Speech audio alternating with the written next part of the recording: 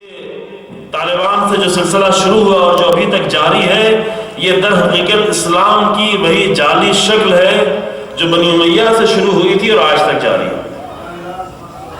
بنائے جا رہے ہیں، باقاعدہ بنائے جا رہے ہیں۔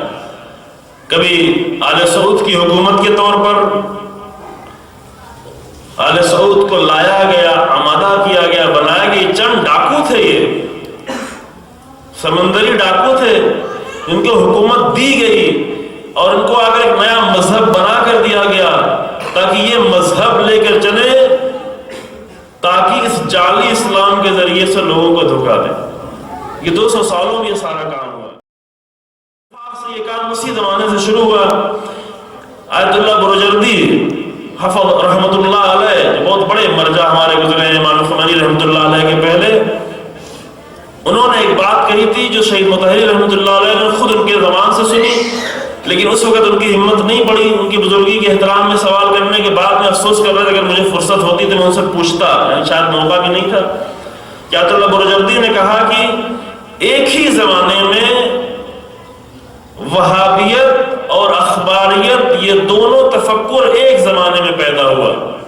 اہل سنت میں وہابیت کا تفکر، شیعوں میں اخباریت کا تفکر، اور دونوں ایک چیز میں کامن بھی ہیں۔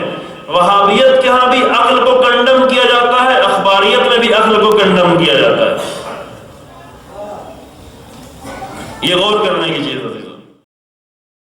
بڑے ناموں میں چند ایسے ہیں جس میں سید کاشف الغطا رحمت اللہ علیہ، یہ بہت ہی بڑے فقیہ تھے، لیکن جب نجف پر حملہ کیا گیا کربلا پر، تو یہ فقیہ اور مرجع خود اسلحہ لے کر میدان جنگ میں گئے، خود گئے۔ یہ نہیں کہا کہ میرے شاگردوں جاؤ اور میری قوم جاؤ اور میری امت جاؤ، ہم بیٹھ کے یہاں پہ درس دے رہے ہیں، نہ، خود اسلحہ لے کر میدان جنگ میں گئے۔ مجاہد ہے، چونکہ جو راہ امیر المومنین پر چلنے والے ہیں وہ علم کے ساتھ جہاد بھی کرنا جانتے ہیں۔ بعض لوگوں کو یہ دین پسند نہیں ہے، ان کے فقیہ میدان جنگ میں کیوں جا رہا ہے؟ رہبر انقلاب حضرت اللہ خامنہئی حفظہ اللہ ایک زمانے میں میدان جنگ میں جاتے تھے، لوگ کہتے تھے یہ فقیہ، یہ عالم، یہ حوزے کے پڑھے ہوئے لوگ میدان جنگ میں کیوں جا رہے ہیں؟ الزام لگاتے تھے، اس قدر الزام لگایا کہ حتیٰ فقیہ ماننے سے انکار کر دیا۔ جو اس لیے کہ یہ لوگ امیر المومنین کی سیرت سے آشنا نہیں ہیں کہ جہاں علم ہوتا ہے وہاں جہاد بھی ہوتا ہے۔ یہ لازم ہے، کیونکہ ان کو وہ ابو موسیٰ اشعری جیسے عالم پسند ہے۔ ابو موسیٰ اشعری کا کردار شاید آپ کے سامنے پیش نہ کیا گیا ہو۔ ابو موسیٰ اشعری جیسے عالم پسند ہیں جو بڑے مقدس ہوں اور صرف تقدس کی باتیں کر رہے ہوں، جو صرف مسجد میں نظر آئیں، مسجد کے علاوہ کہیں نظر آئیں گے تو یہ کیسے عالم ہیں؟ لہذا امام علی علیہ السلام نے بھیجا، جنگ جمل کے وقت امام حسن علیہ السلام کو بھیجا اور عبداللہ ابن عباس کو بھیجا کہ جا کر کوفہ، چونکہ کوفہ مرکزی فوجی چھاؤنی تھی، اور بھیجا کہ جا کر وہاں سے لشکر لے کے آؤ، چونکہ مدینے میں تو جنگجو لوگ نہیں تھے، جنگجو لوگ کوفے میں رہتے تھے۔ امام نے بھیجا کہ جاؤ وہاں سے ہمارے لیے لشکر لے کے آؤ جنگ جمل میں جانے کے لیے۔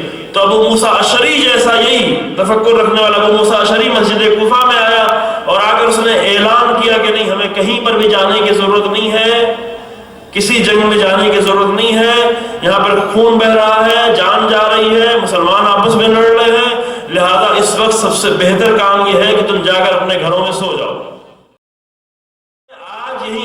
آج ہندوستان میں، بامبے میں، گجرات میں، حیدرآباد میں، شاید اور بھی شہروں میں بعض لوگوں نے آیت اللہ سیستانی حفظہ اللہ، خدا ان کی حفاظت فرمائے، ان کی تقلید کو صرف اس لیے چینج کر دیا، ان کی تقلید کو چھوڑ دیا یہ کہہ کر کہ آیت اللہ سیستانی نے جہاد کا فتویٰ دیا ہے۔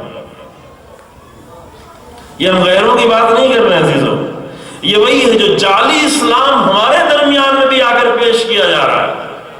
اگر کیمرے کے سامنے اپنی تقلید کو چھوڑا اور تقلید چھوڑ کے گئے کدھر؟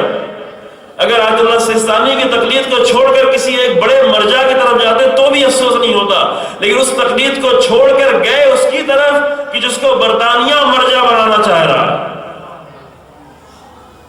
آج ایک بہت بڑا فتنہ شیعت میں پیدا ہونے جا رہا ہے، شروع ہو چکا ہے۔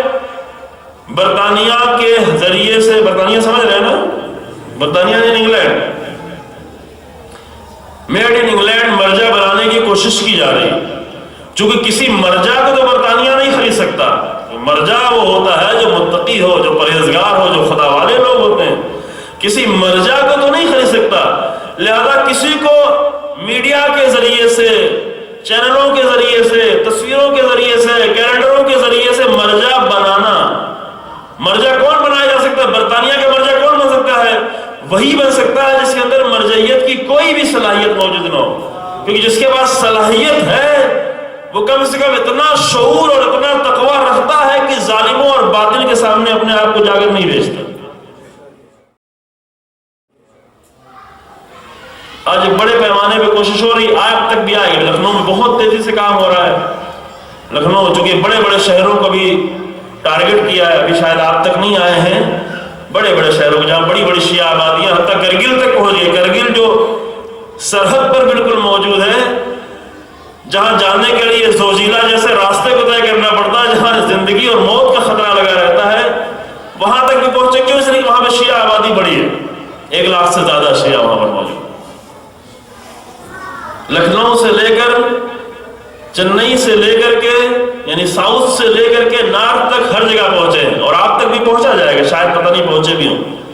کون سے کس مرجع کی تبلیغ کرنے کے لیے؟ وہ کہ جس کو برطانیہ بنانا چاہ رہا ہے۔